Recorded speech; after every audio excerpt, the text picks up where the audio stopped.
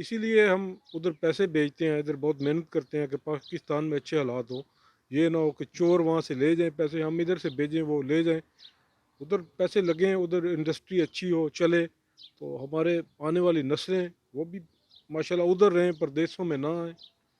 تو بہترین ہے کہ وہ عمران خان کو آج ہی چھوڑیں تو ملک مطلب جس حالات میں گزر رہا ہے دن بہ دن یہ پیچھے کی طرف ہی جا رہا ہے نا، تو جلدی سے جلدی اس کو چھوڑ دیں۔ ہماری تو دعا ہے کہ اللہ تعالیٰ ان کو ہدایت دے، اللہ تعالیٰ عمران خان کو زندگی دے، تو انشاءاللہ اور لوگوں کو بھی حوصلہ دے کہ وہ کم از کم جو گورنمنٹ کی چیزیں ہیں اس کو جلاؤ گلاؤ گراؤ نہیں کریں،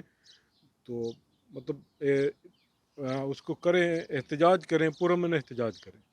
میں لاہور سے ہوں، لاہور پہلے نون لیگ کا تھا، تو ابھی تو عمران خان کا گھر بن چکا ہے،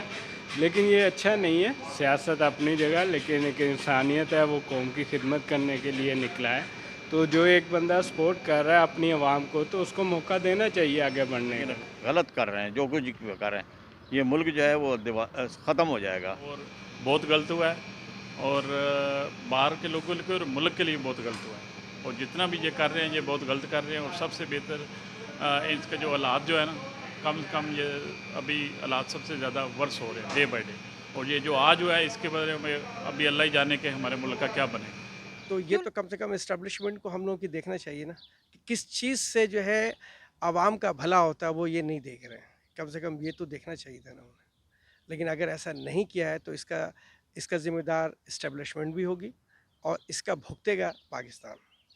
پاکستان کے جو غریب عوام ہیں۔ آج وہاں دیکھیں